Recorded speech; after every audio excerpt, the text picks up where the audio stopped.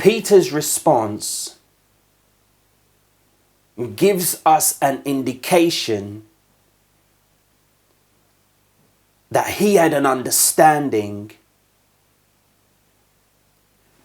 Messiah Yeshua speaks about bread. He speaks about wine. He speaks about flesh and blood. But Peter's revelation was, you have the words of eternal life.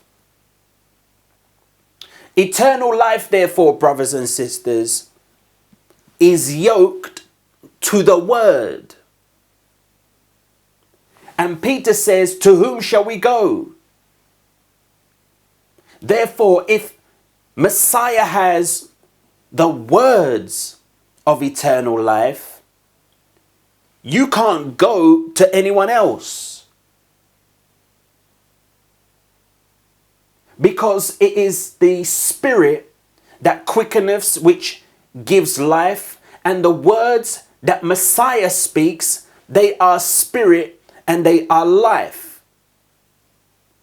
Therefore, those who come to Yeshua are going to, if they've been taught by the Father, take a seat and listen to his words and allow his words to become a part of who they are. Those words get into your spirit, into your very being. In much the same way, you can hear someone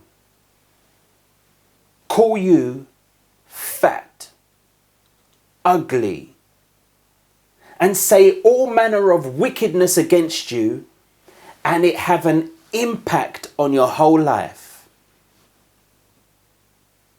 Your mum can say something to you that will cut you deep to the core. Your dad, someone who you love, can break your heart, and it changes the way you behave, changes the way you think, interact with people. And you carry that pain and that wounding around you for years and years and years. That's someone speaking death over you. Someone speaking a curse over you. Messiah is speaking life. He's speaking the Spirit. And Peter recognized, where else are we going to go? Where else am I going to go? Yeshua, you have the words of eternal life. There are some things that Yeshua said that his disciples ought to do.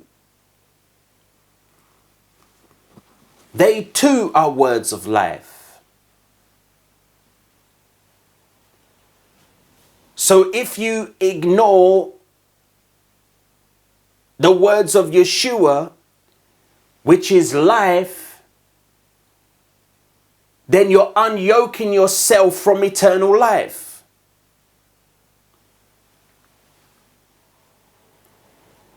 Do not skip and jump around Messiah's words. Moses spoke by the Father. They are Father's words. We are to keep the word of the Father through Moses. But when there appears to be a distinction between the words of Moses and the words of Yeshua, Don't think that you can bypass Yeshua and go to Moses. Because even Moses himself said, there is one who is coming, a prophet, like unto me, from among your brethren. Him you are to listen to.